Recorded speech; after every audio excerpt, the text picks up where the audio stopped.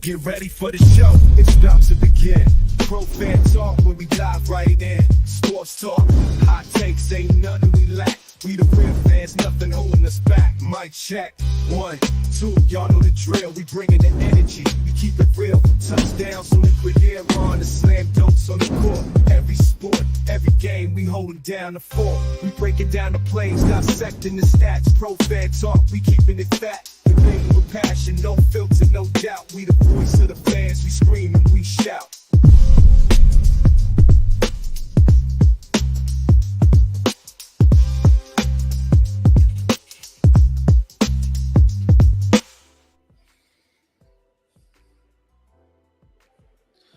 You already know, folks. You already know.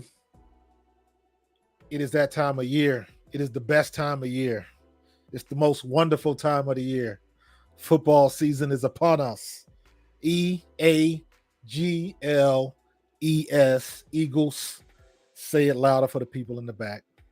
Y'all better recognize, I tell you all the time, yes, I am born and raised in Cincinnati. I represent my Houday and my Bengals, but I bleed green. Don't get it twisted. What's up, Cody K? First out the limo. I appreciate you. You already know, Cody. You already know.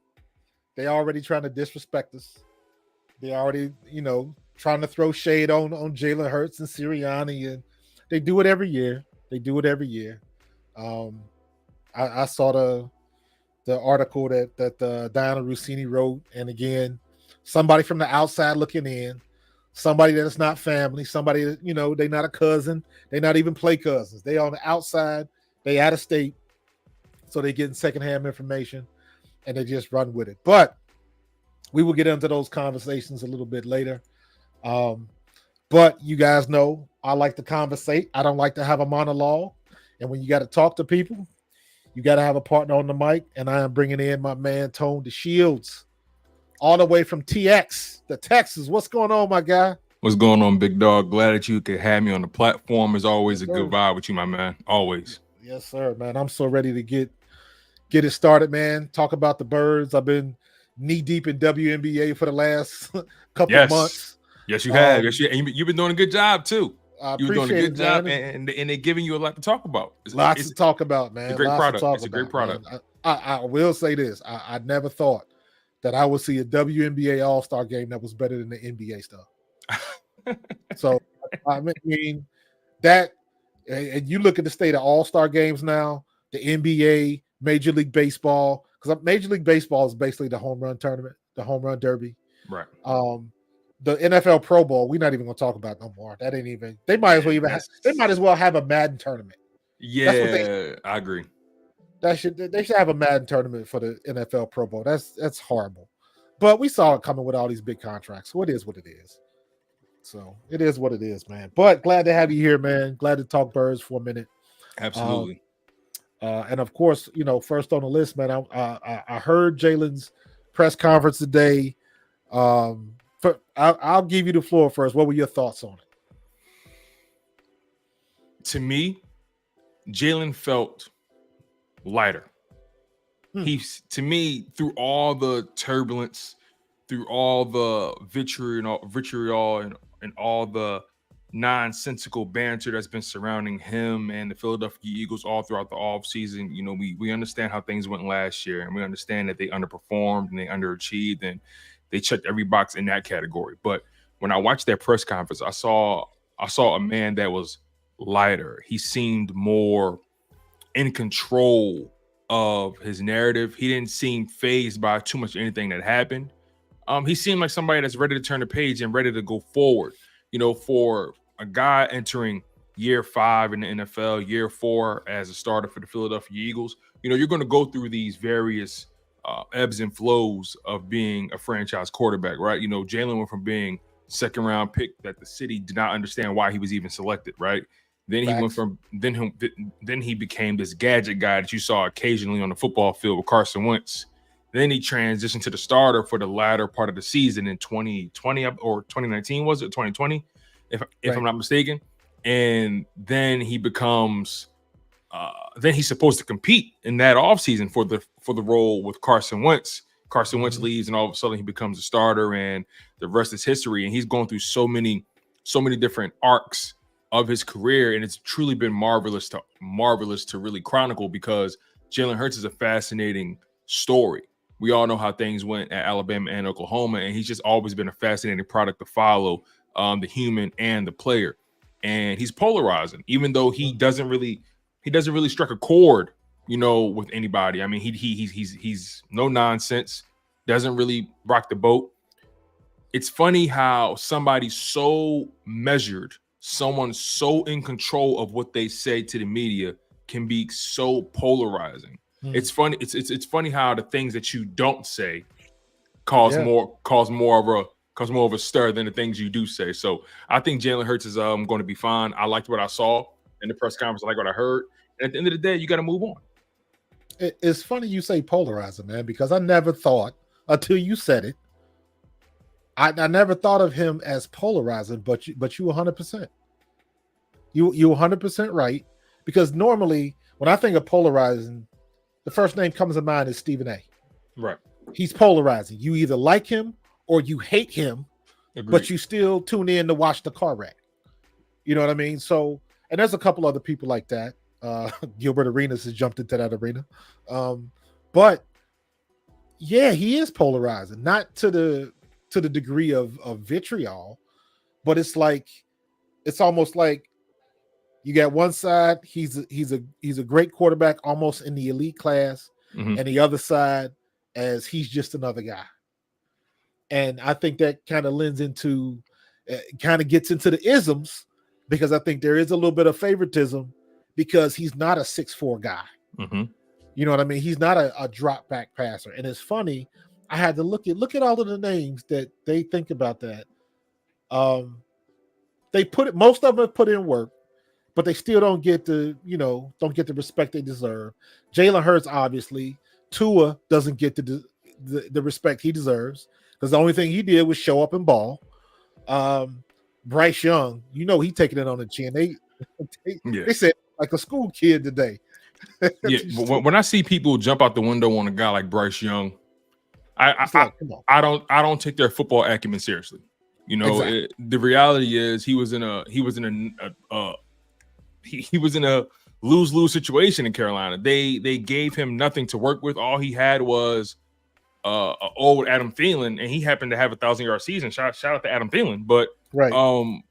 That situation wasn't good. Offensive line was terrible. No weapons really. Defense was mediocre. Like I can't trust people's football opinions when they just start jumping out the window, airing out a kid who came into a situation as the first overall pick. I mean, if you're the first overall pick, 9 times out of 10, the team you're going to sucks. And I would argue that their offensive line is worse than New York's. So, and then you got Lamar, 2-time MVP, and every year they still find issues to say something's wrong with him. Agreed. And then of course Russell Wilson, he's going through his challenges, and he's going to have more challenges in Pittsburgh. And then you got Kyler Murray down there. It's funny how that, whether you ball or not, somebody's going to have a problem with it. And my rebuttal is always, well, you look at the prototypes that everybody likes. You look at them quarterbacks that with the measurables that get up there to 6'3", 6'4", cannon of an arm, can throw the country mile, drop back quarterback, all of the stuff that everybody says they want. And then you look at the record of all of those people, and it's not the greatest. So sometimes it's like, what are you looking for? When you got a winner, you got a winner, and you should ride with it. But everybody's looking for, what they see in the magazines. Everybody looking for what they see on TV, man. Absolutely. So, I like this press conference. I like that he kind of addressed the elephant in the room right off the bat. Yes, I love that. They tried to get their question in, and he was like, "Hold on, wait. Let me just say this first." Right. And Marcus, real quick, let me put this dog in the backyard. Go ahead. Real quick, give me 30 seconds. I'm sorry. Go ahead, do your thing. So it's one of those situations where everybody's gonna have a problem. Everybody's not gonna be happy, regardless of what answer. Because I would argue, when you're talking to the media and you look at everybody from the outside looking in, what what answer would you be able to get from Nick Sirianni or Jalen Hurts that would satisfy whatever it is you're looking for? Yes. What answer could they possibly give that could just satisfy you and answer whatever question that you're looking for? Like, what is it that you're looking for? And I think that's the question that people don't know. They're just looking for some type of controversy or some type of static that they can just pick at and run with it. I agree. I don't know. I agree. You know, it's funny. I watch some of these press conferences, and I used to watch them regularly, but now I don't watch them regularly because the reality is, what do you expect them to say when they ask the questions that they ask? I mean, you ask Jalen Hurts about his relationship with Nick Sirianni. You think he's going to? Do you think he's going to go out there and say, "Oh, I hate Nick"? Exactly. If you ask, you know, AJ Brown about his relationship with the city of Philadelphia, he's going to say, "Oh, you know, I love the fans," you know, all that kind of stuff. The reality is, these guys are trained and prepared to say what they're supposed to say in these press conferences, right? In terms of just how they answer a question, right? No one's saying that they're puppets, but what I'm trying to say is, you know, these guys are prepped to answer questions in a way that doesn't necessarily rock the boat. So there's only but so much you're going to get from a press conference, right? And I look at a guy like Jalen Hurts, I look at this organization, and I say to myself, quite honestly, I don't care what they have to say. I care about what happens on the football field. I care about how things materialize that way. But you know, people are going to run with their narratives. They have no choice but to try to create fodder to talk about, because they all have jobs to do. And I get it. I have a job to do, right? But you know, it's hard for me to do this thing that we do called content creating and completely eliminate my morals and just how I move as a man. It's hard for me to just remove that and just be just this clickbaity, try to find the controversy. It doesn't work for me that way. I like to consume the game from a more mature perspective. But it is what it is. The reality is, I think Jalen Hurts is going to have a remarkable season. I think, real quick, if I could run my stat prediction by you in terms of what I think he's going to do this year, you know, I think Jalen is going to have a season where he completes 67% of his passes, around 4,000 passing yards, give or take, 30 pass TDs, 7 interceptions, 550 rushing yards, 7 rush TDs, and 3 fumbles. The reason I put those numbers out there is because I think the Saquon Barkley effect, plus Kellen Moore bringing what he brings to the table, I think is going to open things wide open for guys like AJ Brown, Devontae Smith, Dallas Goedert.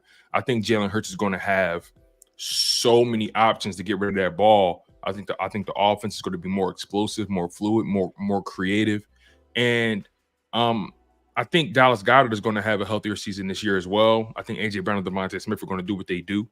Saquon Barkley is going to bring a different element, and you know, when I look at Jalen Hurts, I don't gauge him from stats. By the way, you know, this is just me, just you know, adding to. You can't, because of the type of quarterback he is. Exactly, and I'm so glad you said what you said. Right, the type of quarterback he is. We live in this weird bubble where people want to pretend that all quarterbacks are created equal. There's one way to play the position. If he doesn't look like the this stereotype player, I was talking about. Exactly. You brought it up earlier, right? That stereotype, that cookie cutter, you know, prototypical quarterback. If he doesn't play like a Joe Burrow, if he doesn't play like a Peyton Manning type, if he doesn't stand tall in that pocket, the reality is, you know, all these quarterbacks play the position very differently.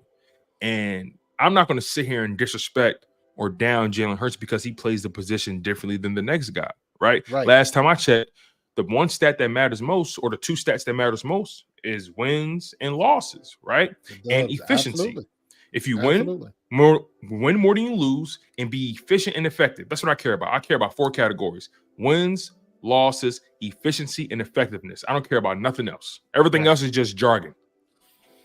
I believe I was talking to you last season, and I made the comment, if you took Jalen Hurts' stats and gave them to Trevor Lawrence would have been a first-team Pro Bowl.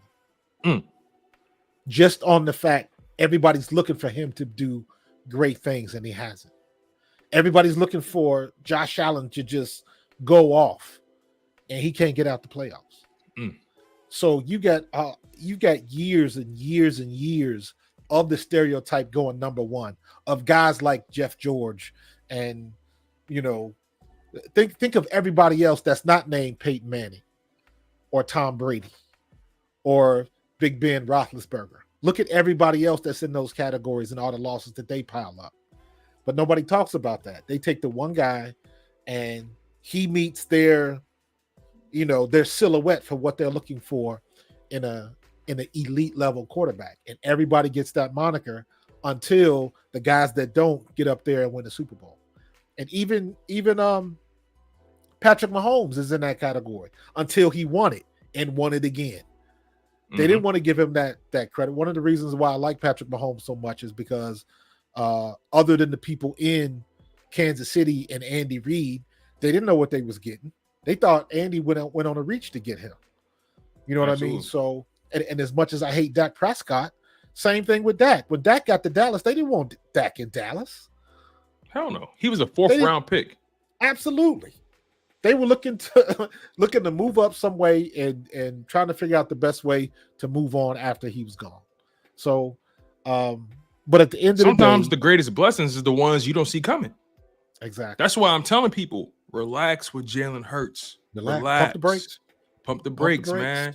This is a marathon, not a sprint. I look at this brother, and one thing I know for a fact, he's going to give you 110% in the training room, going to give you 110% in the film room, 110% on the practice field, going to give you 110% on Sunday, Monday, Thursday, Friday, if you're playing in Brazil, like the Eagles are. Yeah. This brother, when I look at him, every day of the week, we're so our perspectives are so warped in how this position is meant to be played and just what we expect out of quarterbacks, right? This brother gives you everything that you could ever want in a quarterback. Is his game as sexy as Mahomes or a Josh Allen? No. But when you watch him and you see the dedication and you see the commitment to the craft and the work ethic and his approach and the leadership, that's what you want. Why wouldn't you want that kind of guy in the building? That's like it's frustrating for me. It's frustrating for me because people think quarterbacks fall off trees, Marcus. Exactly. They don't. Exactly. And I've come to grips with the fact that it is more people on the outside looking in than us.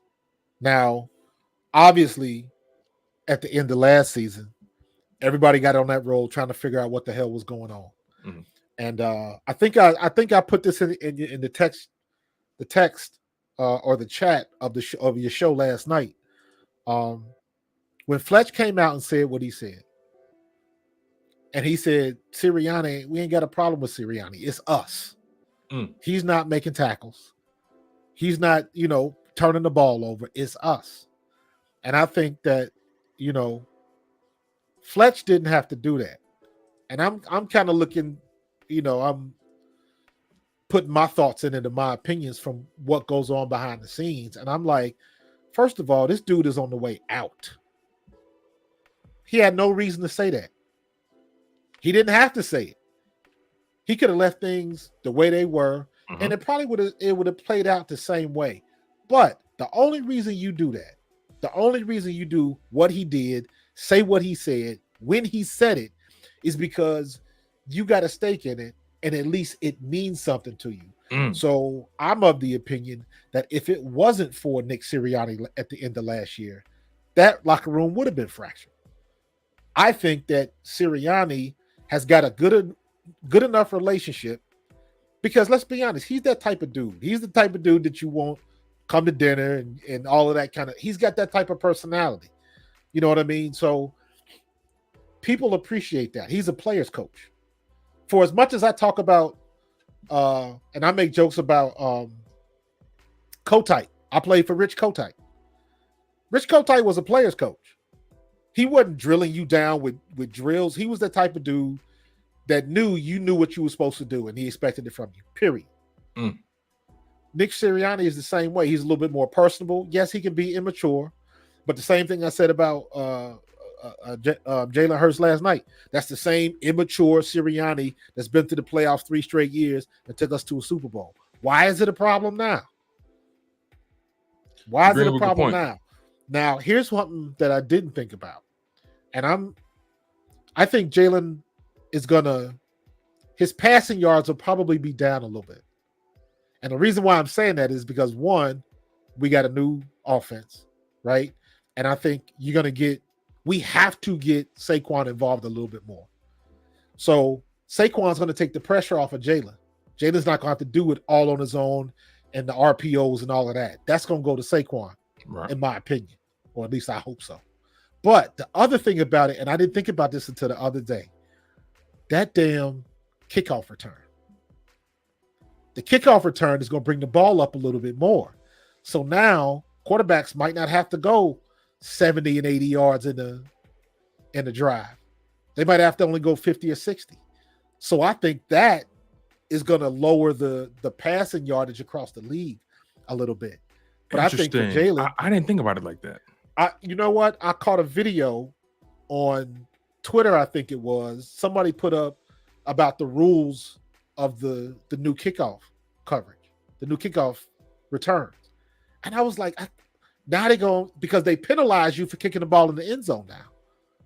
So wow. I'm thinking, okay, they're going to put the ball in the zone and they're going to force people to bring the ball out. So you're going to have a lot better returns more often. Everybody's not going to be taking it to the house, but you're probably going to have a little bit better returns. So that might change field position in your first possession. Punts are still going to be punts, but the kickoffs might change that a little bit. Interesting. That's interesting. It's going to be an electric season. I think we're going to see. Yeah. I think we're going to see more creativity with special teams, right? But I definitely want to get back to what you were saying about Nick Sirianni, right? And how you're willing to make the argument that he actually held it together rather than caused rather than fractured it, right? And for me, I tend to be more 50-50 when it comes to it, right? That's fair. I believe Nick's personality likely held that team together because of his willingness to take bullets for players, but I also believe that his malpractice at the position led to a lot of players losing trust in what they were being told and taught on a day-to-day basis. I think it's a combination of both things. But here's what's fascinating about it all, right? Regardless of how we feel, right? One thing that I tend to look into, and you can tell me how much validity I should put into this because you're a former player, right? The NFLPA does their annual offseason polls of, different organizations. They break down treatment of families, food and cafeteria, nutritionists and dietitians, locker room, training staff, weight room, strength coaches, team travel, ownership group, and head coach. And when it comes to the Philadelphia Eagles, their report card for the 2024 season, or for 2024, their report card, their head coach, Nick Sirianni, received an A grade. Right. An A grade. That's not fan related. That's not media related. That's player related. That's the players. That's the players voting on their experience with this man.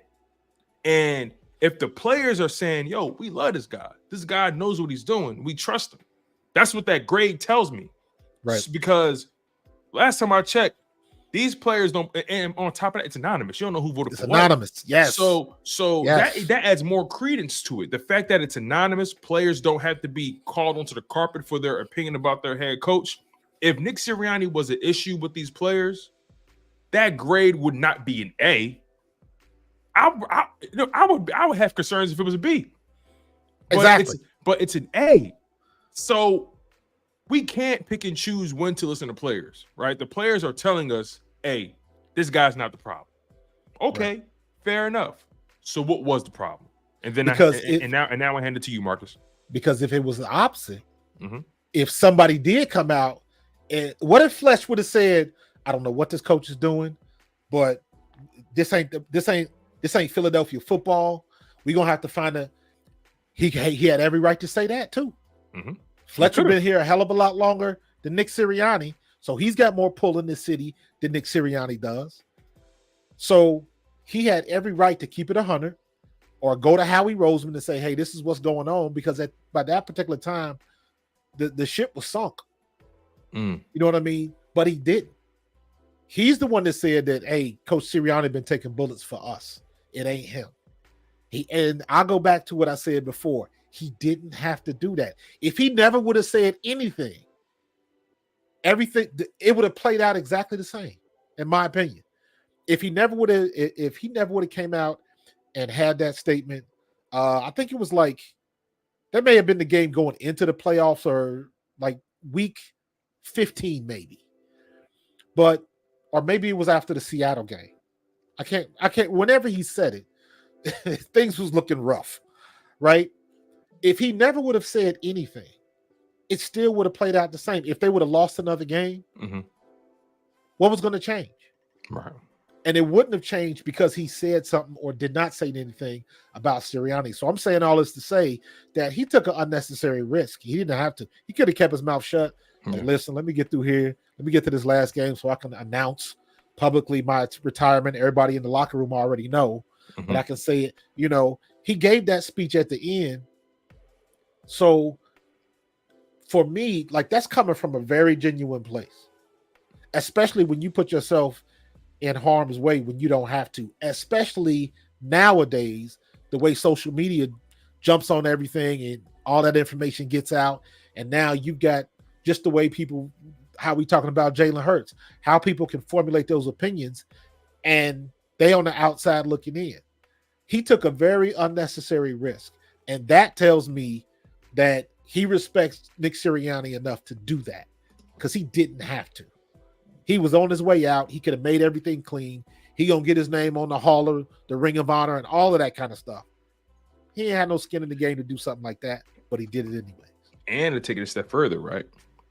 We've been hearing through the grapevine by way of Lane Johnson that Jason Kelsey's still in the building, moving around, talking to people, being hands-on.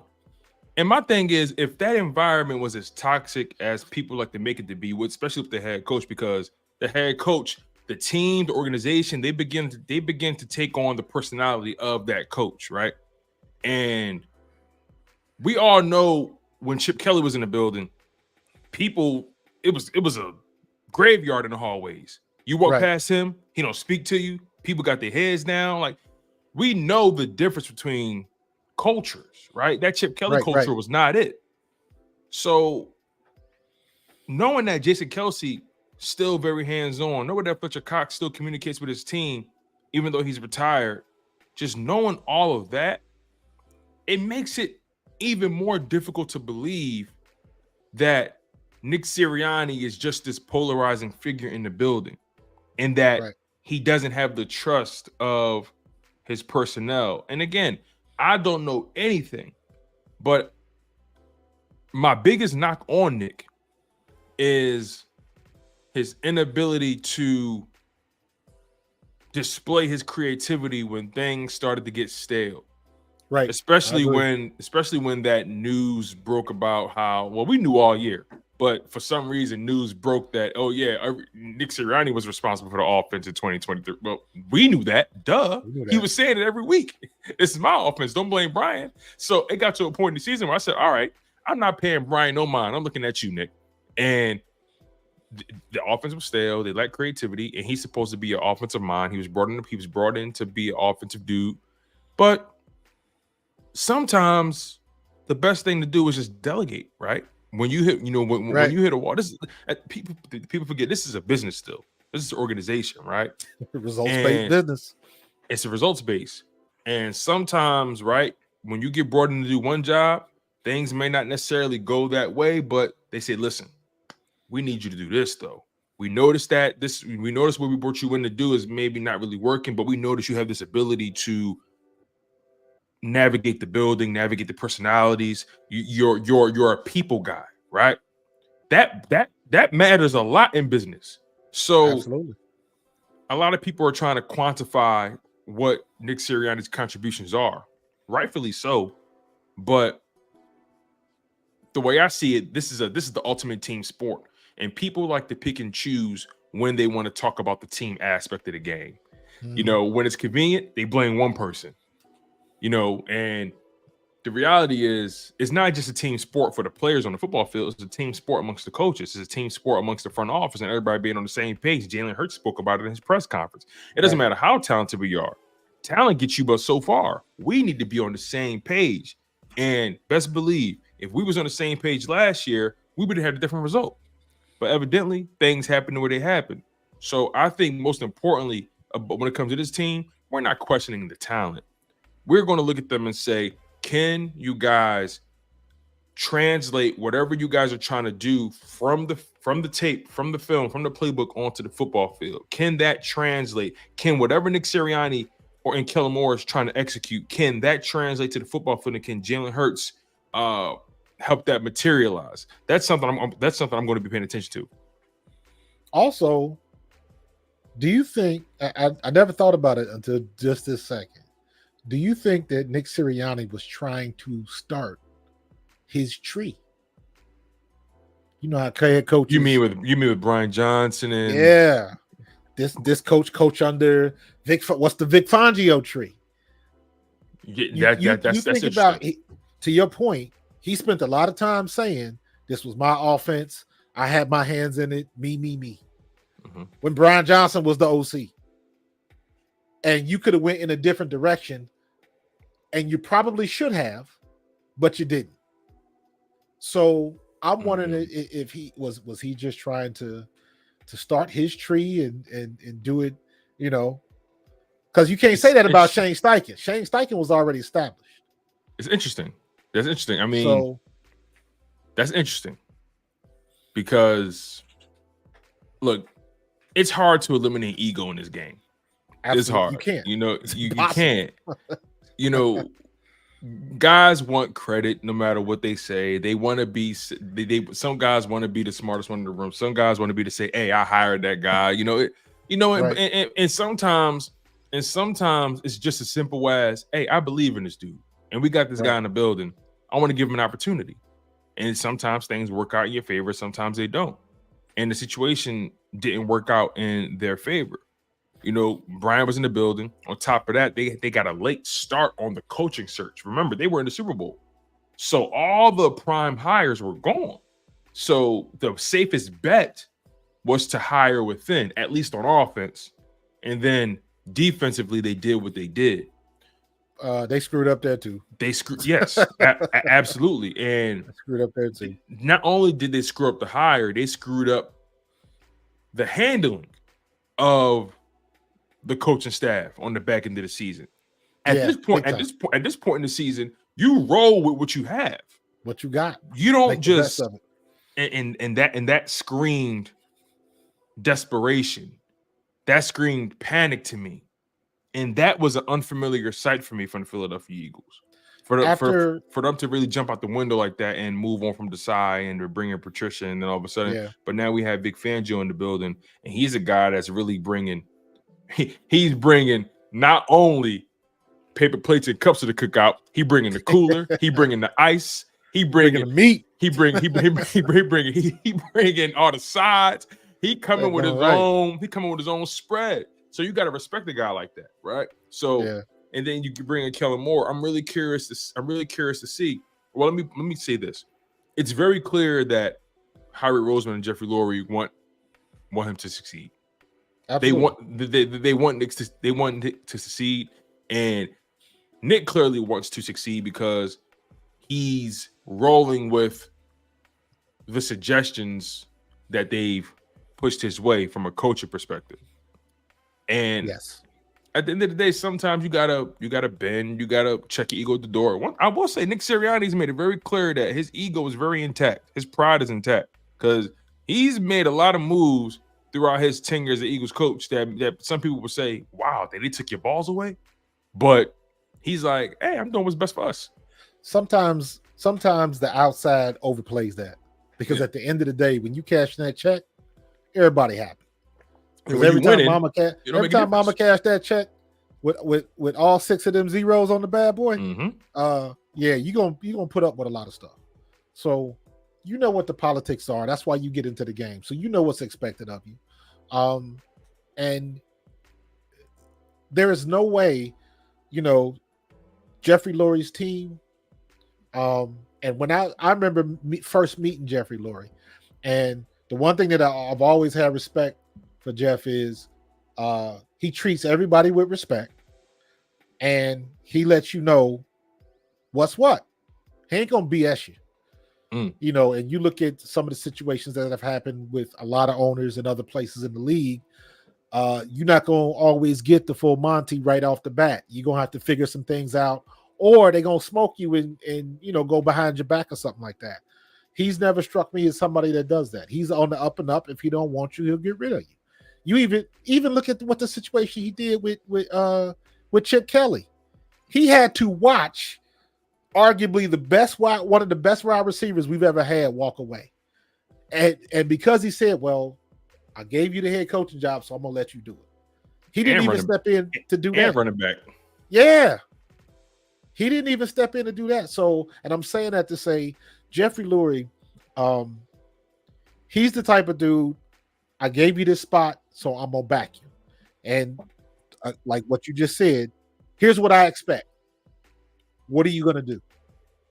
Because what we saw last year, because I was one of those that when I saw that video footage of him walking down the tunnel at that Tampa Bay game, man, I thought the heads was going. I thought he was going to come out of there bloody.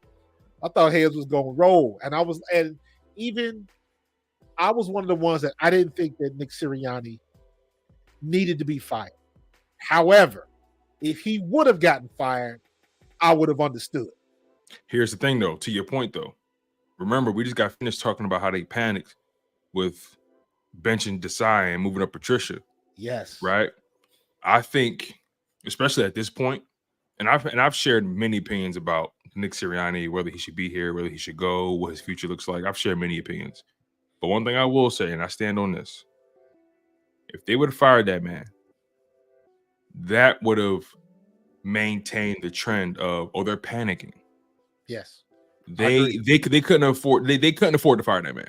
They needed to show some sign of stability, because you can't fire a head coach the first year your franchise quarterback's contract kicks in. Yeah. You just can't. It looks crazy. You paid Jalen Hurts. You fired the head coach. Don't think he didn't learn from. They don't think he didn't learn from Doug Peterson.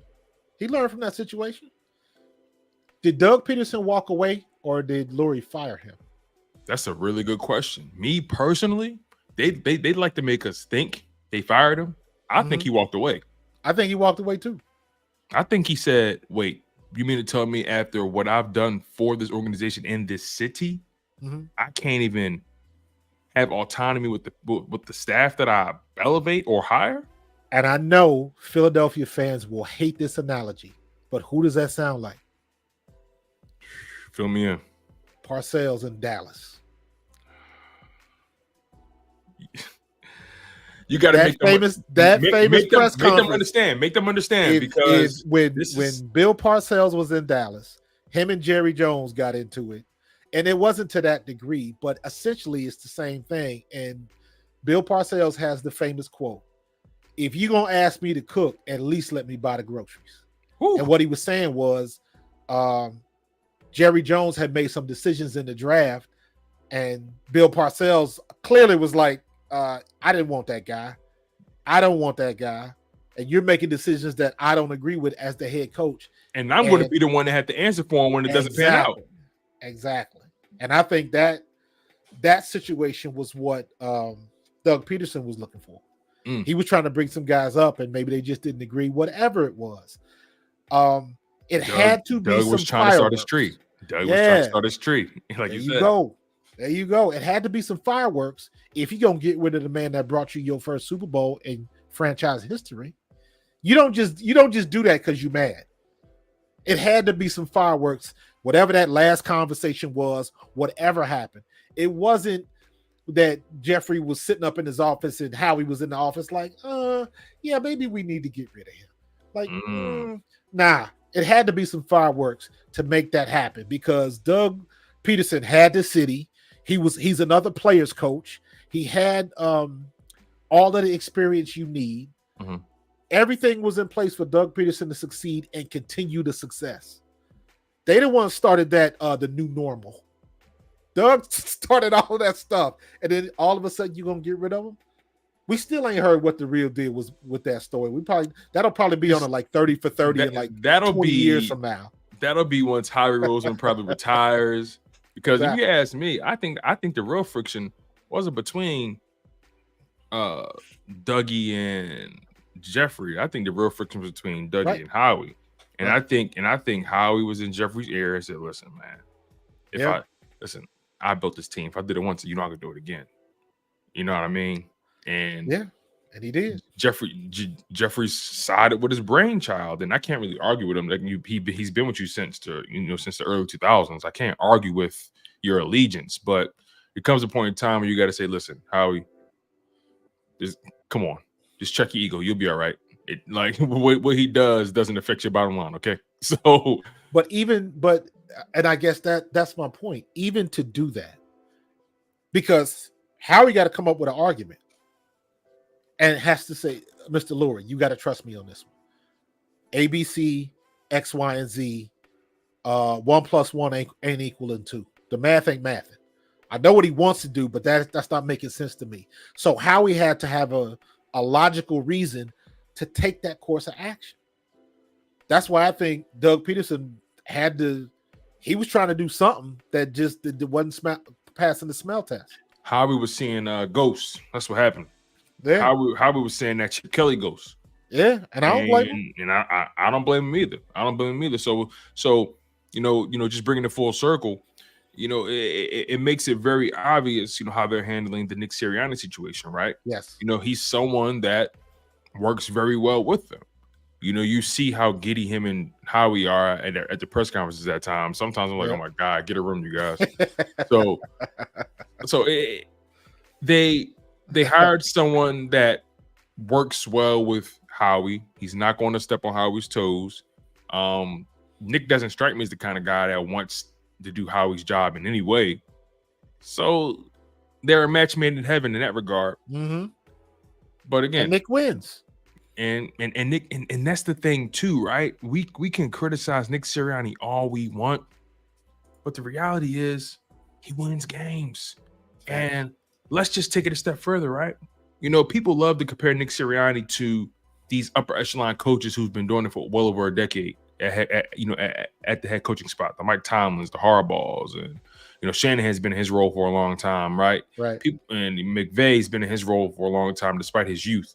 People love to compare Nick to those guys, but me personally, I like to compare Nick to the coaches he's come in with and guys who've come in maybe a year or two after, right? I like to compare him to guys in his class, right? And let's just think about the guys who got hired when he got hired. Arthur Smith in Atlanta, where is he? Nope. Let's take it a step further. Brandon Staley, where is he? Nope. Let's take it a step further. Robert Saleh, he's hanging on by a thread with the Jets. Hasn't had not a single winning season. And Saleh's a pretty decent coach. And Saleh's a good coach, I think. But hey, the results are the results, right? So business. So when I think about it from that perspective, I mean, Nick, we made the best hire that year. Now, I can't speak on the bar, but the reality is Nick Sirianni has maximized his opportunity with the Philadelphia Eagles, and he inherited a 4-11-1 team. Yes, and let's not forget that when they hired Nick Sirianni, the way the Doug Peterson situation went down, Doug Peterson exited late after all of the interviews and hires had been done. So they were picking out the coffee grounds. This was what was left. Or they would have got a better choice. And we might not be looking at Jalen Hurts as QB1. We could have had, what's the dude that bottomed out with the Raiders? Is it McDaniel? What's his name? Oh yeah. We were a hairline away from hiring him. And he was coming from the Patriots, right? yes, he had went back. Remember, he had that Yeah. stint with the Broncos briefly. He got fired, then went back to his master and Bill Belichick. And why is it we giving Nick Sirianni so much grief about this? Mm-hmm. And you got McDaniels that took a job, reneged on it, took another job, didn't do well. Anybody else would have been laughed out of the league. Mm-hmm. But he get chance after chance after chance, and they never did anything with it. Exactly. The only time he's been in the playoffs is when he was with Belichick. Absolutely. And Jeffrey Lurie pretty much was like, yeah, Howie, we're not hiring that guy. Because Howie was on board with that. He was on board with bringing in McDaniel. And Jeffrey Lurie was like, I know you better than you think I do. We're not hiring that guy. So, yeah, I mean, look, do I have a bone to pick with Nick Sirianni at times? Absolutely, right? Is his personality a bit brash and brazen at times? Yeah. But if I'm being honest with myself, when we're winning, I like that shit. Don't matter. You know what I mean? I like guys. I like guys that talk they talk. I like guys that say, listen, my guys versus your guys. What's up? You know what I mean? Like, I'm sorry. That's just where I come from. Like, I come from guys that talk they ish. You know what I'm saying? Like, I come from, you know, swinging your weight around. You feel what I'm saying? And Nick Sirianni is himself at the end of the day. You know, I watch a lot of Rocky, man. I'm a big Rocky fan. And one thing I will say, those Italians, man, they're relentless. They're relentless, and you feel whatever they feel when they feel it. You feel what I'm saying? So I got a buddy of mine. I'm rolling with Nick. I'm rolling with him. I got a buddy of mine. His name is Jim Ballard. He was we played in the World League together. He played at Mount Union. Won a national championship at Mount Union. Ended up playing a couple years with the Buffalo Bills. We played together in the Claymores. He was our quarterback when we won a championship in '96. And I had him on my podcast a long time ago. And I got him on the show when we hired Nick Sirianni. And it was right after the Flowers speech. Right after that speech. And to his credit, and I've told him this, I said, he told me, he said, just wait. He said, trust me on this. He said, just wait and watch him do what he does. And he was 100% right. Absolutely. And it didn't look pretty because I was laughing just like everybody else. I was like, Lord have mercy. It's like, it can't go any worse for a first impression. It couldn't get any worse. But to his point, like, you got to let somebody do what they do. Do what they do best. If his demeanor is all spike, he's the guy. And you know what? Matter of fact, because we're going to get into, I got some Saquon Barkley questions for you too. Awesome. But since we're going to make that transition, what's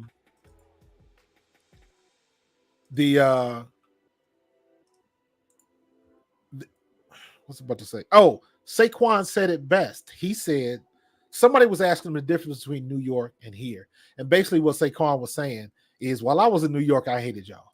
But now that I'm in Philly, I understand. I get it. You know what I mean? And it's the same thing with Sirianni. Once you get a situation or you get in a situation and you do what you do, just let me work. And if you don't like the way I work, then we can talk and we can come up with some type of different arrangement. But when you see me work, if I'm not putting it in like you need me to put it in, okay, then we can have a conversation.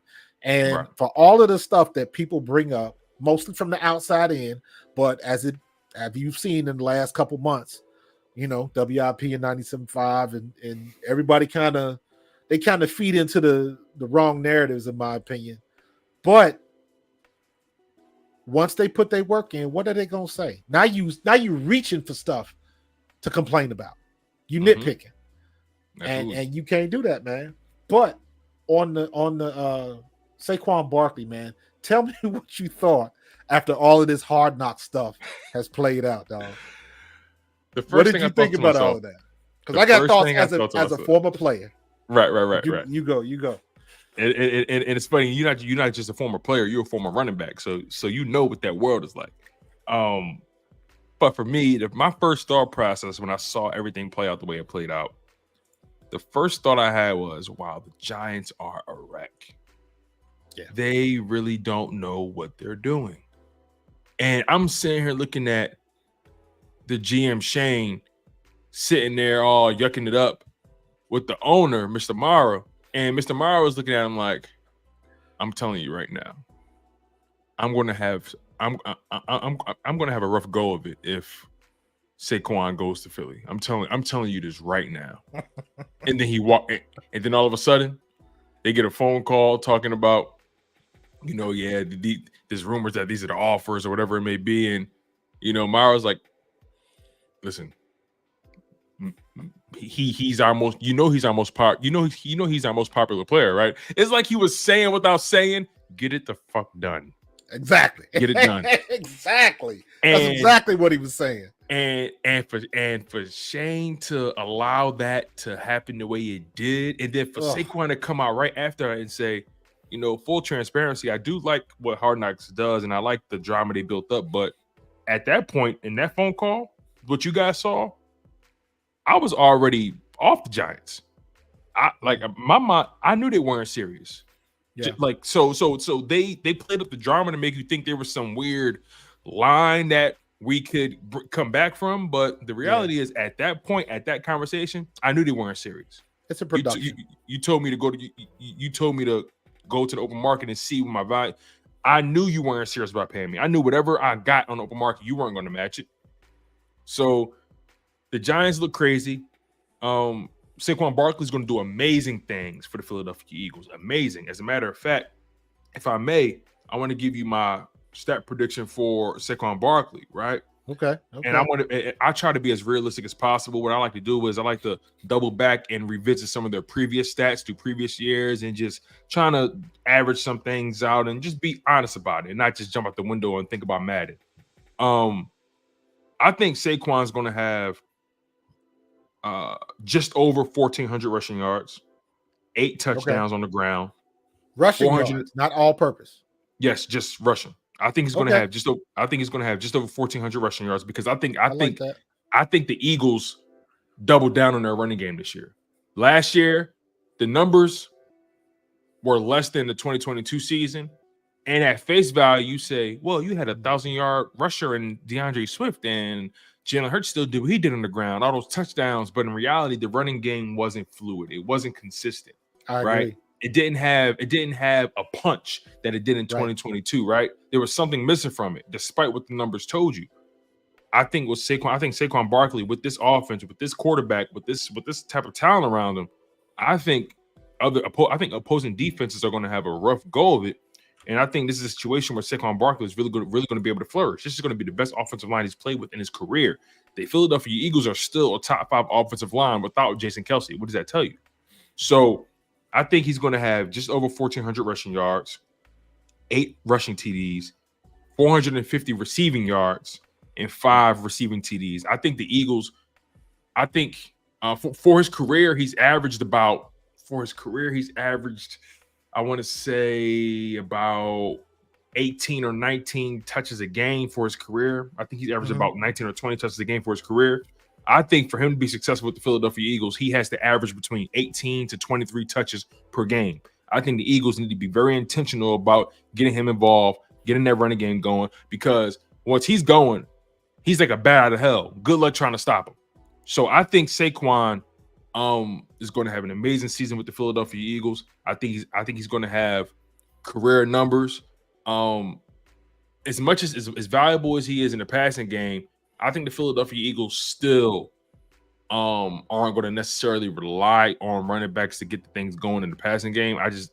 I don't know. I'm guessing here, but I think his receiving numbers are going to be reasonable. I think his rushing yards is really going to see Saquon just explode because of his offensive line. Do you think Kellen Moore is going to remove the brotherly shove, or give it to Saquon on the goal line? If I'm being honest with you, I'm ready to retire it. I'm ready to. I'm ready to. It's funny and that was a instinctual answer I just gave you. No one. I haven't had a conversation with anybody about the brotherly shove in months, And for some reason, my first instinct was I'm ready to move on from it because I need to see this offense be more creative in those situations. Yeah, not have to need a brotherly shove. And I don't want to just keep putting my quarterback in that situation. If I'm being honest, I just don't want to keep doing that because I personally believe Jalen Hurts wasn't healthy last year. He wasn't. I definitely agree. And you keep doing that brotherly shove, it's taking a toll on your shoulders. And as a quarterback, that's some of your most valuable assets. So I'm ready to move on from it. It was a fun 2-year run. It was a fun niche thing. You know, there's going to be documentaries about it, but I'm ready to move on from it. Put the ball in the running back's hands and let them work. Let them do what they get paid to do. And that's why I think Jalen Hurts' rushing touchdowns go down. Right. Because I think Jalen, like I said, I told you his passing numbers and the rushing numbers are going to go down too. I think he rushes 5 for 550 rushing yards and 7 rushing touchdowns. He had 15 rushing touchdowns last year. I think that gets cut in half because that brotherly shove thing is not going to be as prevalent as it was in years past. I'm hoping that with Kellen Moore, that we don't have to always be at 3rd and 1 and 4th and 1 on the goal line. Now, if we in the middle of the field and trying to get a first down and they think that's what they need to do, do what you got to do. Do what you got to do to move the chains. But right. All of those touchdowns that Swift should have gotten or Gainwell should have gotten that they shoved in, I'm feeling some kind of way as a running back. But when you look at Kellen Moore's track record and what he did when he was with Dallas and how he used Zeke when he was with Dallas, I would argue that Saquon is a better running back than Zeke was at similar times in their prime. Interesting. I would take Saquon, more explosive, more elusive. I think Zeke was a bigger load, and he was definitely fast. I think Zeke probably ran more power. Exactly. But Saquon can do it all. He can run with power. He can get around you. He can shake you, and he can catch the ball.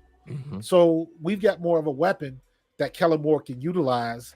And again, just looking at his track record, I am hoping he will follow suit and use his running back to be effective and to finally have true play action.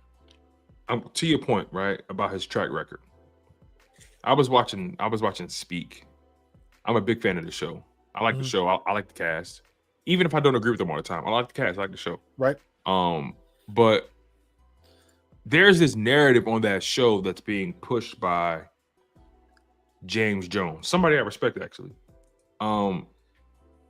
There's this narrative being pushed that everywhere Kellen Moore goes, the quarterbacks get worse, and when he leaves, the quarterbacks get better. And I'm not buying that narrative, right? Here's why. Because he was there in Dallas, I believe, from 2018 until 2022. And he was the offensive coordinator for a large part of those years. The 4,900 year. And you love to hear and people and what he was saying was, you know, Dak Prescott got better under Mike McCarthy or whatever, right? And my retort to that is, with all due respect, Mike McCarthy didn't necessarily pull anything different out of Dak than Kellen Moore did in 2021. Facts. You know, they like to go to the 2022 season where Dak was battling injury. He had 15 interceptions. You know, he missed a lot of games. He had no real flow. But let's be honest. I'm looking at the numbers right now. In 2023, Dak Prescott completed 69% of his passes, 4,500 passing yards, 36 pass TDs, 9 interceptions with a 105.9 passer rating. In 2021, his stats are damn near identical. Yeah. He completed 68% of his passes. If you round up for 68.8, so you might as well say 69. He completed 69% of his passes.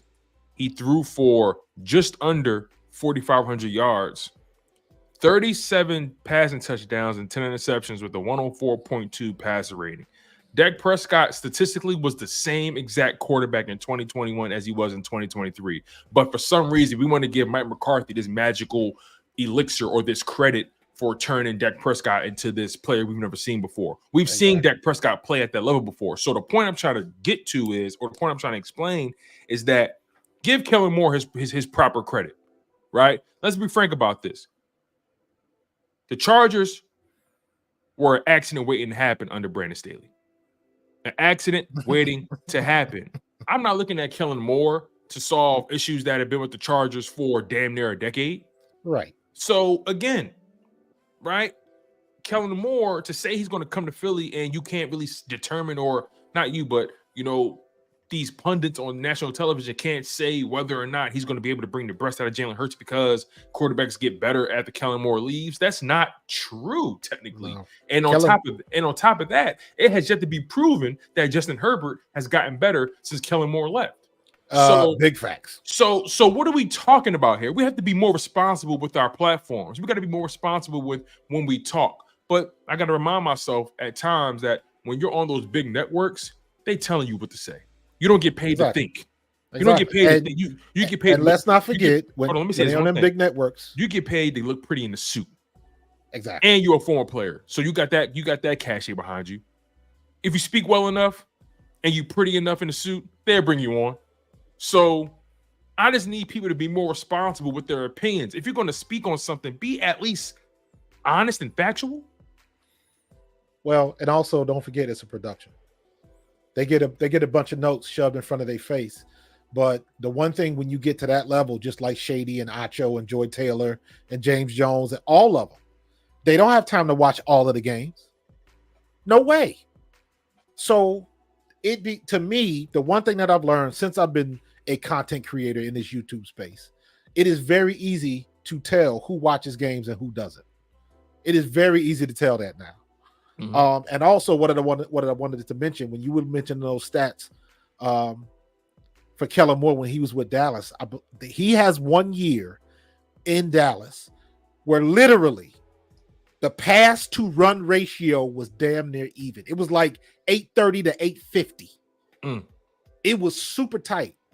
And I say that simply to say, I know you got to go in a minute, but I say that simply to say that Kellen Moore knows how to run a balanced offense. And that's something that we haven't had. Look in the past couple years with Swift and with Sanders, when one game Swift would go off and have 18, 20 touches, and the next time he got 8 or 10. We can never get a consistent running game, and I think Kellen Moore can definitely do that. That is why I think Saquon Barkley is going to be a bigger help to Jalen. Because now we got a offensive coordinator who's putting it all together the right way. Finally, the right way. Right. I think one of the most important things as an offensive coordinator is knowing how to maximize your personnel in situations where they can win. Right. One of the things I'm looking forward to outside of just the Saquon factor, which is a very, very important factor, but one of the factors I'm looking forward to is just seeing how he gets these receivers open. Yes. Because if A.J. Brown and Devontae Smith were able to do what they did last year with that type of play calling and those concepts, imagine what they could do if they get a motion ran their way. Or if they got a guy like Saquon in the backfield. Yeah. Like I don't think people understand the monster they created in Philadelphia by allowing Saquon Barkley and Kellen Moore to wear the midnight green. This is going to be an extremely explosive offense. And I want people to understand that this is not going to be one of those situations where, oh, we don't have an answer. There's no creativity. I've seen Dallas carve us up year after year. Yes, sir. Under Kellen Moore's tutelage. I've seen that. Me personally, there was nothing Mike McCarthy did special that I didn't see the Cowboys already do. The result was still the same. They lost in the playoffs in the first round, but that's a different conversation. But we ended up splitting with them. Best we could do. Right. And again, to force their narrative that, oh, Kellen Moore, he doesn't have a good track record with making quarterbacks better and all that kind of stuff. Dak Prescott developed into the quarterback he is today directly under Kellen Moore. Facts. Primarily under Kellen Moore. But, what do we know? And I don't have the stuff with me right now. Who were the receivers in Dallas at that time? Yeah. Was Kellen there when they had Dez for a while? I can't remember. I can't remember, but I know Amari Cooper. It was really the Amari Cooper, Michael Gallup, and then CeeDee Lamb got sprinkled in towards the end. Gallup, yes. But my point to make was, again, Jason he's got a track record of having two really good receivers and a running back. Mm-hmm. He's in the same situation with just different names. And you throwing the tight end with Dallas Goedert. Yes. So he knows how to use the pieces on his board. Mm. And for whatever reason, blame it on Sirianni, because we didn't have that problem with Shane Steichen. So I'll put it in Sirianni's lap. Sirianni didn't know how to use the pieces. For God's sakes, the first time I see motion on our offense, I'm gonna explode. I ain't gonna know what to do because we didn't see it. Yeah, right. So all of the common sense stuff that we complained about last year, we should be able to see it, and that's going to relax a lot of apprehensiveness from Philly fans. I know it is for me. The first time I see somebody go in motion, first time I see Jalen Hurts reverse out, hand the ball to Saquon Barkley, but pull it out and throw a pass. Like, wait a minute, we got an ace formation, and you stick that arm out there, and you drive the linebackers to the left and to the right, and you get a play action pass off of that, and the middle opens. Lord have mercy, we got somebody that's using common sense. This with Eagles all team of those is pieces built, on the board, man. This Eagles team is built to keep you off balance. What are you going to dedicate your resources towards? What are you going to do? Exactly. I'm telling you, the best course. This is what defenses are going to do, because they're going to have to do this. It's going to be their only option. They're going to blitz Jalen Hurts early. They're going to blitz Jalen Hurts early and often, because at the end of the day, Jalen Hurts has to prove that is no longer an issue. Correct. Because in my opinion, there's nothing else that you can do to this quarterback or this offense that can rattle me at any point. The blitz he did it the Super Bowl year, but not necessarily last year. Right. There was a couple of games in the Super Bowl year where he burned them up top, and it was like, he can get us either way. Right, that's true. But at that time, I think they also had more competent people, setting up the plays, and he trusted what he was being told, things like that. Exactly. Because in my mind, right, he was blitzed a lot in the 2022 season, like you said, but he still did what he did. So that begs the question: what was the disconnect? And that goes back to what Jalen Hurts said. At the end of the day, if we're on the same page, we're going to get the results we want. They weren't on the same page. Why? What went wrong in those meetings? You guys are sitting in meetings for hours on end, week after week. What went wrong? What wasn't connecting? Where did the trust go? Something happened, and we will never know what it is. But I want to live in the present, and I love what's going on right now with the way the team is being constructed. Before I get out of here, I definitely want to jump to the defensive side and see what you're thinking about that. I mean, let's just start with the cornerback position, right? Obviously, Cooper DeJean goes down with the hamstring tweak. I'm not really worried about it, but he is missing valuable time on the grass at training camp, and that's rookies got to get reps, and that's something you don't want to happen. So I think just because of that, I think Avonte Maddox is probably going to get that nickel spot. Agreed. At least for the start of the season. What's your thoughts on the competition for cornerback 2 between Quinyon Mitchell and Isaiah Rodgers? Because I think it's a 2-man race. Our luck, Quinyon will end up starting by the end of the year, and not because Isaiah Rodgers just shit the bed. Just with our luck the last couple of years with injuries, we need all of those DBs back there. And the big question mark is how are we going to do to keep as many as he can based on what's happened the last couple of years. Maddox hasn't stayed healthy. And he's somebody that can be moved around.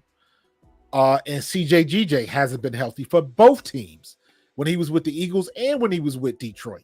Right. So is he going to go through this year? And he's another player that you can put in different positions. I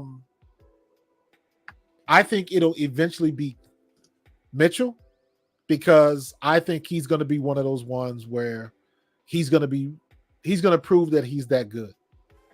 He's got that. There's something about him. He has got a very calm enthusiasm, like he knows where he's supposed to be. And he knows he's supposed to be at this level. Having said that, it is a little bit more difficult to really see what teams, and this is across the board, not just with the Eagles. It's a lot more difficult because nobody hits anymore. It all comes down to what these teams see in their joint practices, because you don't get much in the preseason games as much as you used to, and you really don't get much in camp as much as you used to. So it really comes down to mental reps. And just because a guy knows all the plays don't mean he can get on and execute on game day.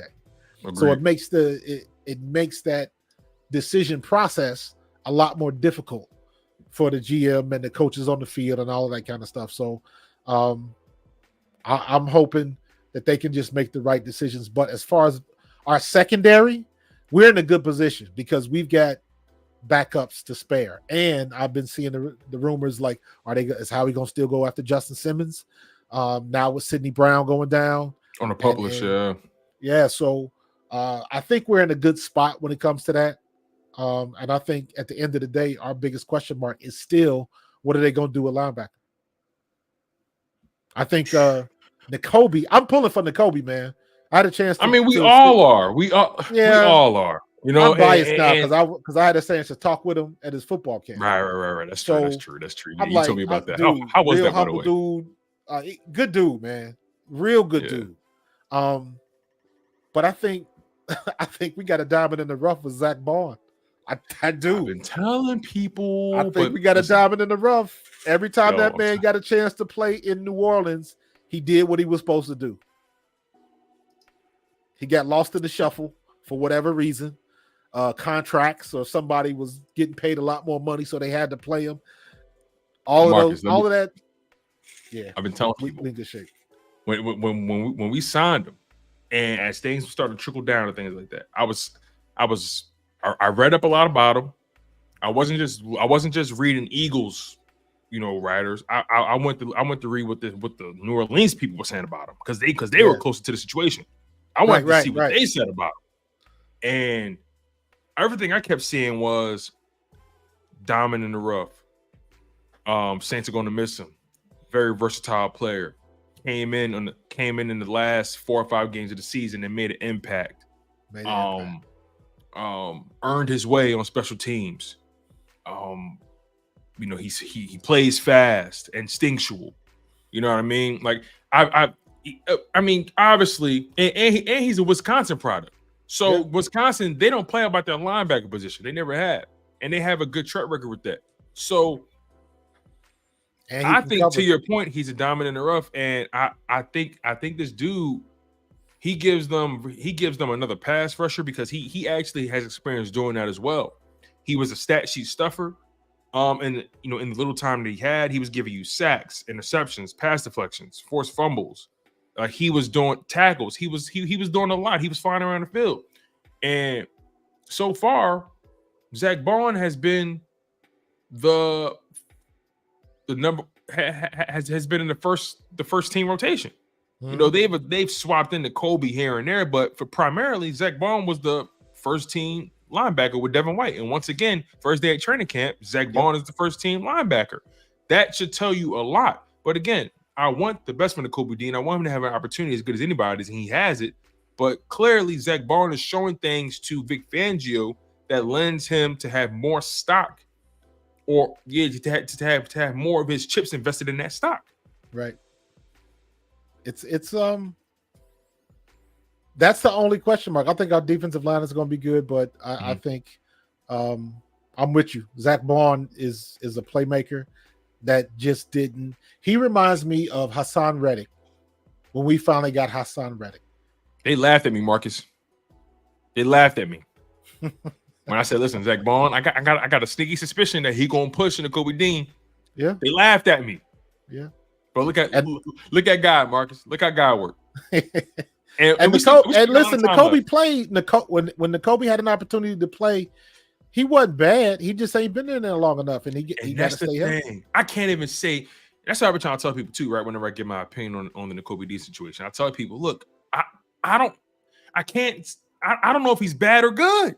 Right. I know when he got in preseason last year and caused that fumble on the goal line, I was like, yo, we got a player. This guy, he's got a nose for the ball. He ain't scared. He's quick enough to slip by blocks. He can make some things happen. Ankle. Out again. Now we in the boot. And it was like, dang, go on, just stay on the field, bro. And I was like, because he's somebody that I look at. Just like Reed Blankenship. I'm sure he's heard all of this stuff about him being undersized. He only went to Georgia. He only won a national championship, and he only played in the toughest conference in the country. So when they watching film session, how many times did the opposing teams, like in film session, like, he can't handle you. You 6'5", 340, and he's barely 6 foot. But he kept making plays. So I was waiting for him to get his shot. I still think he is, but I think to the original point, I think Zach Bond is going to do some things because Zach Bond is finally in a situation where he is the man, and it's his. And I think it's his job to lose. Yes, he's in a position to compete, and I love that.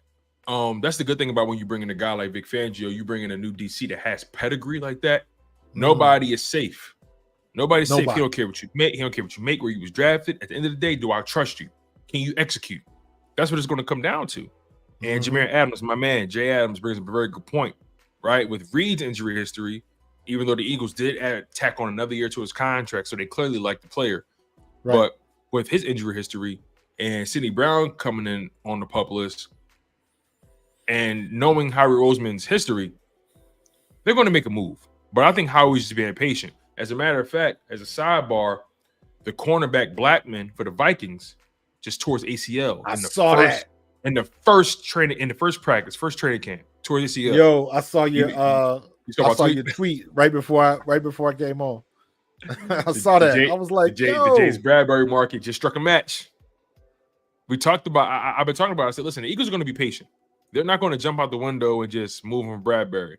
You know, they're going to make a move that makes sense, and they're going to wait for a team to get desperate. And the Vikings are definitely a team that has shown a propensity to be desperate. So just be patient. This is only day one. So day two.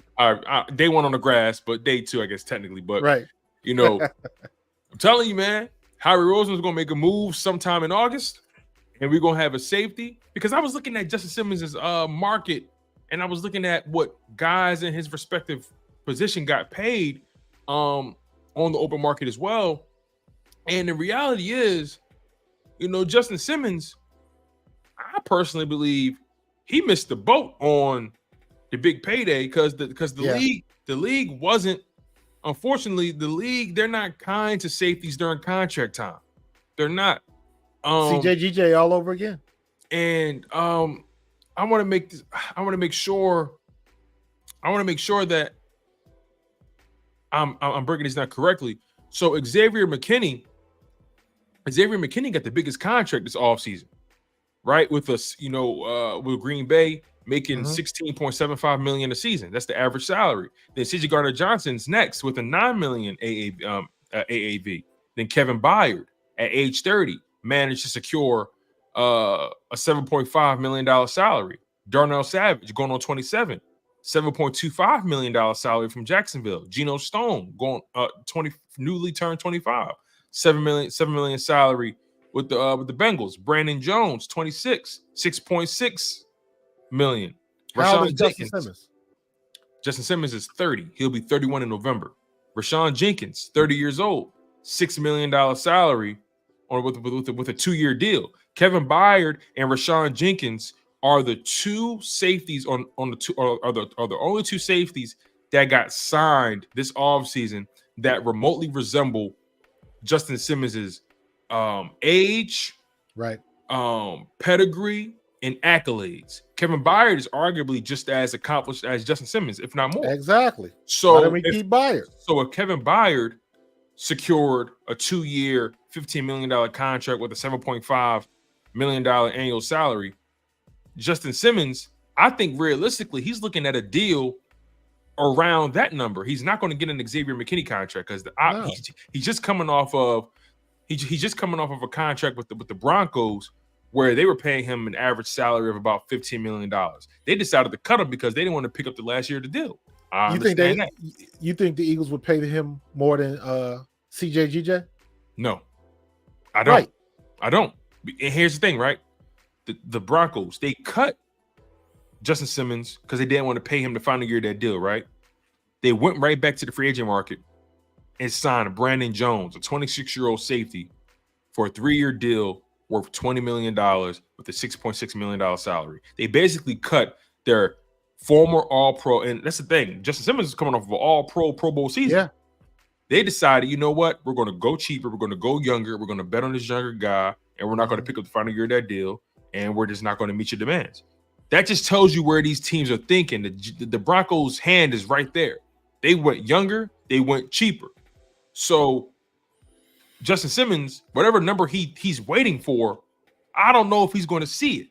But the longer he waits, because teams have largely spent the money they're going to spend. Right. At this point, he'll be lucky to get a CJ Gardner-Johnson contract. Very lucky. And I think we would have, the whole situation with Kevin Byard, it's funny you bring him up, because I think you're talking about basically the same player. Justin Simmons, I think, is a little bit better and has had a little bit more longevity in that regard. But you're talking about both really good players, both at that, on the wrong side of 30. But I would argue Kevin Byard would have been a hell of a lot better if the defensive coaching situation was better. So now you come in, somebody like Justin Simmons is coming in with stability. With Vic Fangio? What, you mean to tell me Kevin Byard wouldn't have been better with Vic Fangio if he was calling the shots? Absolutely. Because a lot of that chaos would not have existed. So I think the fact that the Philadelphia is now a destination team. Now we got pieces in place where our offense has got a lot of queens on the board. And we can score points. That's going to take the pressure off the defense, but the defense is coming correct. So why wouldn't Justin Simmons want to come in? Where else would he want to go? Unless he is only looking for that bag. Does Justin Simmons have a championship? No, he doesn't. But to your point about the bag, I think the disconnect between him and these other teams, because look, the Ravens, they just signed Eddie Jackson to a 1-year deal. And Eddie Jackson is not Justin Simmons today. So I'm willing to argue the Ravens or Justin Simmons was the first call they made. And then his demands were his demands, and they said, nah, we're okay. I think the disconnect between him and these teams is that whatever salary he's pushing for, he wants that number along with multiple years. Right. I'm willing to argue he's looking for a 3-year deal with an average salary of about between 14 to 16 million. Yeah. Who does that sound like? I think that's what he's looking for. And the reality is that sounds like Reddit. Yeah, but it sounded like CJGJ a couple years ago. Exactly. But overshot his market. And so I think teams are like, listen, we don't mind paying you 10, 11, 12 million for one season, but you want multiple years. Okay, that salary coming down, player. So I think that's the disconnect. And I think as of right now, he misread the market. But who am I to say that, right? He has representation that's that are masters at that. But he's clearly waiting for something that's not there. He's going to end up signing with a team next month. Right. He's probably there's going to be a team that gets desperate, that loses a player. He don't want to go to camp. And he don't want to go to camp. He's not going to take that risk on his body. No. Watch he get signed like that last week of August. And why? Look at the situation with Bradbury. We've been stung by that. Sure have. Bradbury didn't decline; he fell off a cliff. Yeah.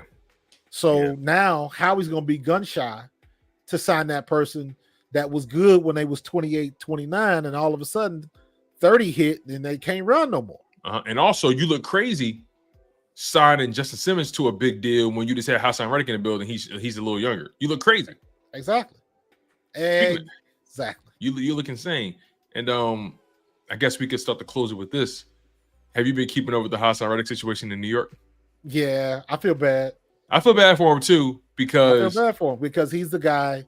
To me, he is the same exact situation as Saquon Barkley. It just hasn't ended well. Yeah, and he didn't want to leave Philly. Yes, he proved his worth. Mm-hmm. Every year he has shown up, and he is arguably one of the best defensive ends in his league. Screw a Joey Bosa. Especially one of the most productive and healthy, high motor, plays damn near every snap. Most sacks the last 4 years at his position. He gives you that for sure. I think the disconnect between that whole transaction was, he was under the impression that when he made that move, it'd be a sign and trade with the Jets.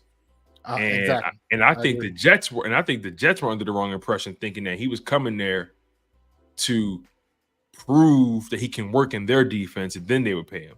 Because there was a clear disconnect in what both parties expected from each other. And he's already hasn't shown up for OTAs or mandatory minicamp. Now he's not showing up for training camp, and he refuses to step foot on grass till he gets paid. And I actually don't blame him. I don't blame him whatsoever. But I also don't blame the Eagles for pulling the ripcord before that problem was their problem. Absolutely. I don't blame them. I was sentimental because I'm one of the ones that believe keep your homeboys at home. Yes. And in my opinion, he earned it. He's another another one of those guys, won't give you any trouble off the field, a good leader in the locker room, don't BS you at the mic. He says exactly what he needs to say. Yep. He keeps it short, sweet, and he keep it moving. Yep. But he don't pull no punches. Never surprised. He's never surprised at the podium. It just seems like he knows what to say all the time. Good teammate, like he's the guy you need, and he's from here, so he's in the community, all of that kind of stuff. And I'm like, that's keep your homeboys at home. And on top of all of that, he's balling. The reason why he didn't have 4 and 5 more sacks last season is because he got hurt. He had the club on, and then they kept dropping him back later on in the year because we all know the last 6 games that didn't nobody know what the hell they were doing anyway. So, and he still balled. Sure did. He still balled. So I feel bad for Hassan. I hope he gets what he wants, but I think they're going, he's a victim of bad timing. Yeah, bad timing. And to be honest, I don't trust the Jets to handle that situation properly. Hell no. So Jets in the worst situation than the damn Giants. Let me ask you this question real quick before we get out of here. You bring in you move on from Hassan Reddick. You bring in Bryce Huff. Bryce Huff obviously has big shoes to fill. But at the same time, when you just look at how both situations were handled, how the Eagles handled Bryce Huff and how the Jets are handling, Hassan Reddick, it's really fascinating how you swap. They basically swap players. One player got his, one player didn't. And Bryce Huff, what's your expectations for him, right? Because I think me personally, BG's on his last leg. Bryce Huff has to be a player. He has to be a double-digit sack guy. Has to make an impact. It goes without saying. What's your thoughts on Bryce Huff right now, and what do you think he's going to do?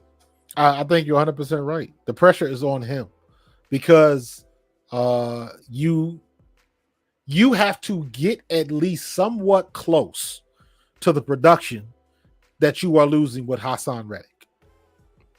You might not get double-digit sacks, but can I get 8? Can I get 8 or 9? Can you do that? You have to at least look like you are a presence. You have to at least be somebody that the offense has to game plan. You have to at least cause them to worry when you are on the field. because again, Hassan Reddick's production was unquestioned. Every year for the last 4 years, that man has showed up.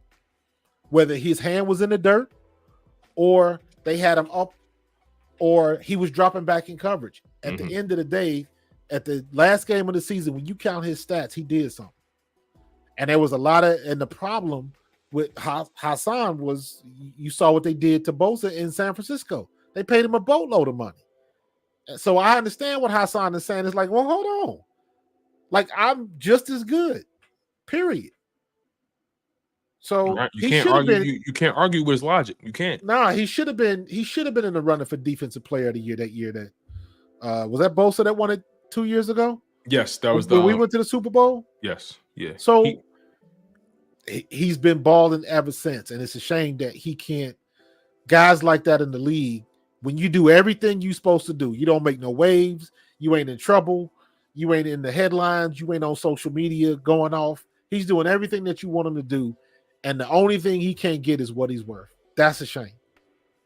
Yeah, it is a shame. So Huff got big shoes to fill. He does, and I guess my only concern with Huff is, we've seen the production with we've seen the 10 sacks on about 40% of the snaps played by Huff, right? With the Jets. Okay. We're used to Hassan Reddick playing 80% plus. I think you're going to hang around that number as well, maybe 70, 75%. So that's me being, judicial about it. Will the production increase with the increased opportunities? Will the production plateau with the increased opportunities? Will the production drop because you're being asked to do more? I mean, it's variables that go into it, right? More snaps means your motor has to run harder, and you're going to be in that field longer. I think one of the things that went wrong last year is that the Philadelphia Eagles, their pass rusher rotation was awful because they didn't really have one.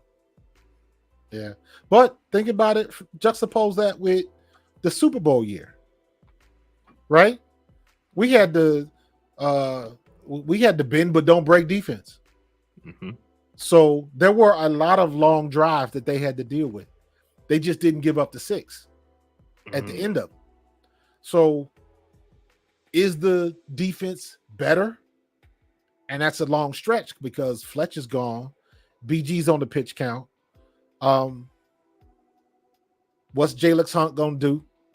I'm the Eagles. I'm letting BG go. Let BG, you play until you get tired, dog. Like I'm because like I felt like it was criminal for them to limit his snaps the way they did last year. Like they limited him. They limited his snaps in a way that was like, okay, what are you preserving him for? Right. You know what I mean? It blew my mind. His snap count was significantly higher the year the Super Bowl season where he had that first double-digit sack season. It blew my mind how they just were. My thing is you need the bodies. You need guys. Josh Sweat clearly couldn't maximize the increased snap count. Right. It clearly took a toll on him. Clearly. So therefore, you know that about that player, you got to keep Josh Sweat snap count between 60 and 70%. Give BG those snaps, give Nolan Smith those snaps. I don't care if Nolan ready or not. Go hit somebody. Take some pressure off. And I just felt like they had too much pressure on Josh Sweat. He had his highest snap count, and he had a career high in snap counts. And then you wonder why his production was what it was. He's never had to do that before. I think the rotations was out of whack. They didn't have enough trust in BG. They didn't have enough trust in the young guys that's come in and take pressure off. I would have rolled with the punches and live and die by the sword. And let me be honest with you. I think they had enough faith in Desai, but for whatever reason, Matt Patricia came in and the defense played some good games in that stretch. And when they switched everything up, I think Sean Desai was like, well, F y'all. Y'all got it. Do what you say you got to do. You're not going to fire me. But go ahead, Matt Patricia. You got it. Do what you want to do. So. Agreed. Agree, my You brother. know, You know, it's going to be a hell of a season. I'm excited about everything. I'm glad football is back officially. We're officially back entering on the the grind, 2024 bro. season. This is what I love, man. This is what I live for, man. I'm so excited about what's going on. I'm Yeah, excited, man. I'm supposed to be at practice next Tuesday. I haven't heard Okay. back. I filled out the application. They sent it out to all the alumni. I'm gonna call them tomorrow. I was like, listen, because I'm not going all the way up there, and all of a sudden I'm not on the list or something like Right. that. So, but if I do that, I'm gonna try to live stream from practice. And if it doesn't work out, I'll still be at the alumni game, so that'll be fun. So there's some good things coming up, and you know, Eagles football is back, man. I'm excited. I'm ready to rock and roll. You know, I'm gonna be doing a lot of Eagle stuff, a lot of Olympic stuff, and shoot, man, it's on and popping right now, man. I'm excited, bro. Definitely, man. Definitely. I appreciate you for allowing me to come on the platform, my brother. Yes, sir. It's always beautiful when we get to connect like Voltron, my man. It's always love. Absolutely. And you know, when we work, man, the people love it. So we're going, so we're gonna keep this energy going. And I'm going to be in contact with you about some plans for in-season content, because I think me and you could really let's do it, bro. You know, get this thing going, especially in season. We'll iron out logistics, but I want to come up with something a little bit more consistent week to week as we cover the season. You and I, it's going to be fun. I'm looking forward to it. All right, man. I appreciate you being on here, brother. Yes, sir. I'm gonna wrap it up for the next 5 minutes.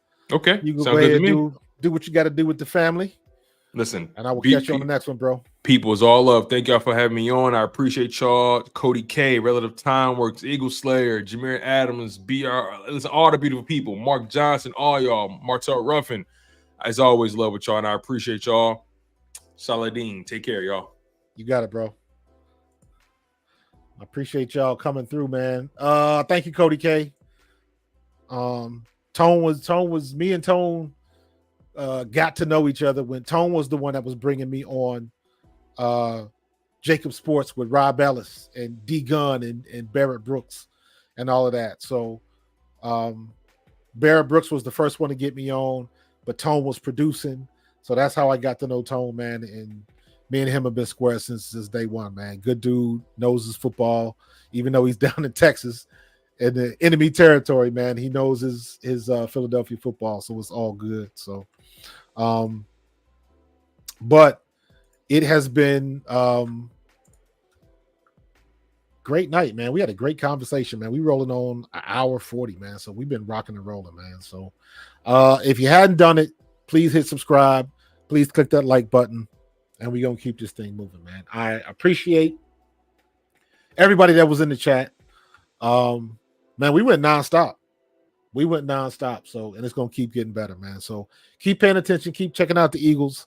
I will be back tomorrow. I'm gonna try to see what's going on. I don't know if I'm gonna stream the opening ceremonies yet. I haven't decided about that yet, but I will keep you guys posted, man. So thank you for tuning in, and I will see you guys on the next one. Be safe, God bless. And I will see you guys next time, man. Thanks for being part of my squad. And I'm out. Peace.